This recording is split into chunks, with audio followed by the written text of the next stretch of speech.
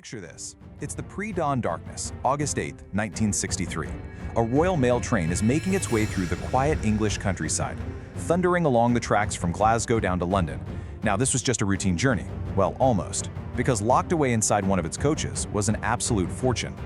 What happened in those next few hours would go down in history. It became the stuff of legend, really.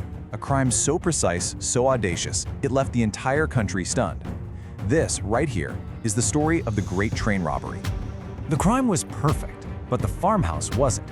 You see, the plan itself was just meticulous. The execution, almost flawless. They really thought they'd covered every single angle, from the insider tip right down to the getaway. But their downfall?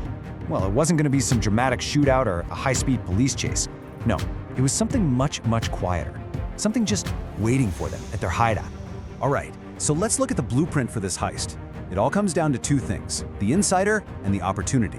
You know, behind every great crime, there's usually a mastermind. And for this one, that was a man named Bruce Reynolds. He was an antiques dealer, had a taste for the finer things in life, and, crucially, he knew some of London's most skilled criminals. But Reynolds wasn't just planning another robbery. No, he wanted to pull off something that people thought was impossible. And to do that, he had a secret weapon, an inside man. So what was the goal? It was simple and yet incredibly ambitious. Intercept a Royal Mail train that was carrying millions of pounds from Glasgow down to London. The real target was a specific part of that train, the High Value Packages Coach, or HVP as it was known. You can basically think of it as a rolling bank vault, just moving cash up and down the country. Reynolds' plan was to stop that train in the middle of absolutely nowhere and just make that fortune disappear into the night. But of course, to pull something like that off, you need some very, very specific information. And that's where the insider's advantage came in. This is exactly what their anonymous source inside Royal Mail gave them. First, he told them that on that very night, the normal HVP coach, the one with all the security alarms, was actually out of service. A replacement carriage was being used instead, one with no alarm system at all. That's a huge deal. But the second tip, even better. Because of a recent bank holiday, the coach wasn't carrying the usual 300,000 pounds. No, it was carrying closer to 3 million, 10 times the normal amount. For the gang, this wasn't just a lucky coincidence. This was the ultimate green light. So now we come to it. The Midnight Express. August 8th, 1963, 3 o'clock in the morning.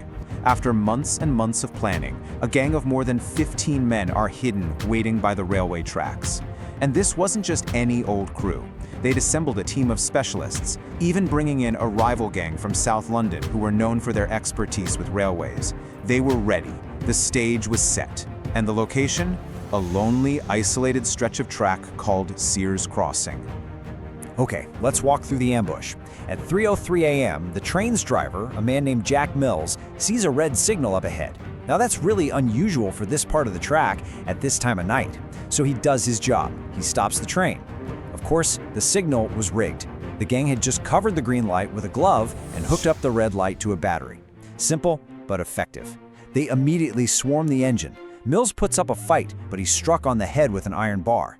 The gang gets to work uncoupling the engine and the HVP coach from the rest of the train. But then, the first crack in their perfect plan appears.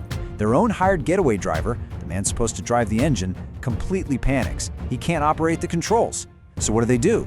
In a moment of sheer desperation, they force the injured Jack Mills to drive his own train a kilometer down the track to their real getaway spot, Bridego Bridge. Once they got to the bridge, though, their discipline just kicked right back in. Below them, a truck was waiting. The gang quickly formed a human chain, passing sack after sack of cash down from the coach. Think about this. In less than 15 minutes, they managed to unload 120 mail bags. And this is a really crucial point. Not a single shot was fired. This was all part of the plan. It was meant to be a clean, professional job, a sort of gentleman's crime.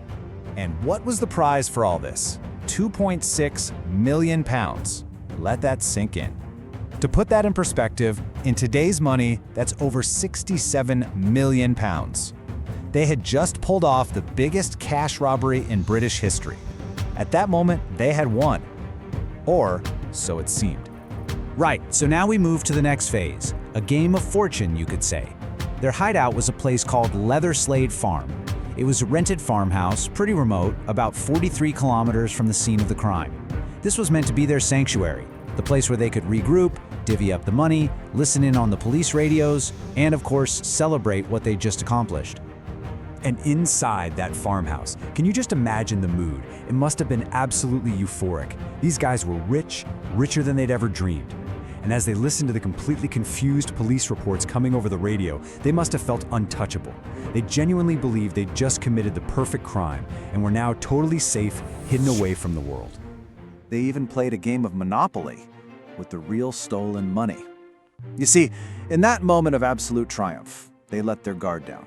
They relaxed, and in what has become this infamous act of pure arrogance, they decided to pass the time by playing a board game, a game of Monopoly. But here's the thing, instead of using the colorful fake paper money from the box, they used crisp, real banknotes, straight from the mailbags. It was meant to be a joke, you know, a symbol of just how successful they'd been. It would also be their undoing. And here's where we get to the fingerprint clue, and the beginning of the unraveling of this supposedly perfect plan. You know, they always say it's the smallest details that bring down the most elaborate schemes. And for the great train robbers, it all started with the single, careless sentence, just spoken in the heat of the moment. Let's talk about the 30-minute mistake. As the gang was leaving the train, one of them turned to the captive staff and warned them not to move for half an hour. Now, why that specific time? Why 30 minutes? Well, the police figured it out almost immediately. That had to be the amount of time the gang thought they needed to get to their hideout.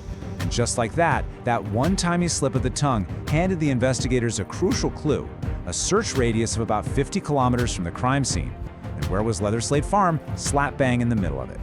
So as they're listening to the police radio, the robbers hear that the search is closing in, focusing on the immediate area.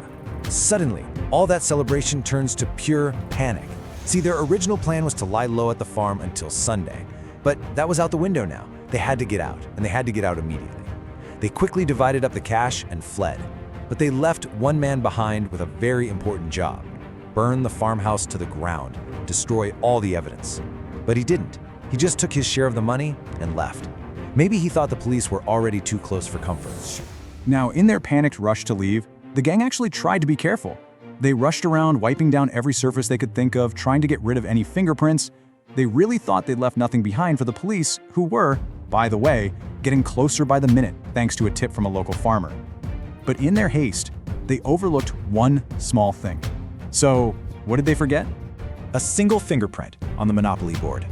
When the investigators finally stormed the farm, they found exactly what you'd expect: empty mailbags, the abandoned truck, and sitting right there on a table, the Monopoly set.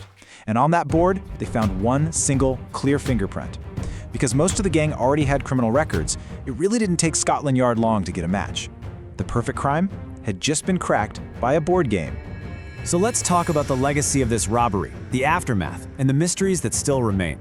You see, the discovery of that farmhouse and that one fingerprint, well, it set off a chain reaction. The gang's anonymity was completely shattered. One by one, the dominoes started to fall. But the story doesn't just end with a string of arrests. So, what happened to the key players in all of this? Well, the mastermind, Bruce Reynolds, he was eventually captured and served his time.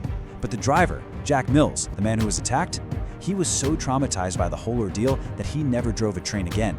He passed away just 7 years later, never having fully recovered. And the insider, the man they called the Ulsterman who made the whole thing possible in the first place, he was never identified. To this day, his identity remains one of the great unsolved mysteries of criminal history. And here's the final verdict on the whole affair. In the end, 14 of the 16 known gang members were caught and convicted. Their sentences were massive, totaling over 300 years, with many of them getting 30-year terms. And the money? Well, most of that £2.6 million was never, ever recovered. It just vanished. But the robbery left its mark in other ways too, literally on the landscape. To this day, if you go to Bridego Bridge, you'll find that locals just call it Train Robbers Bridge. It really makes you wonder, doesn't it? How can a crime that was planned with such incredible precision be completely undone by a moment of simple human arrogance? They seem to plan for every possible contingency, except for one: their own nature. In the end, their perfect crime wasn't unraveled by some brilliant detective work.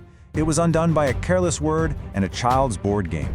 It's just a stark reminder of that very, very fine line between criminal genius and simple human folly.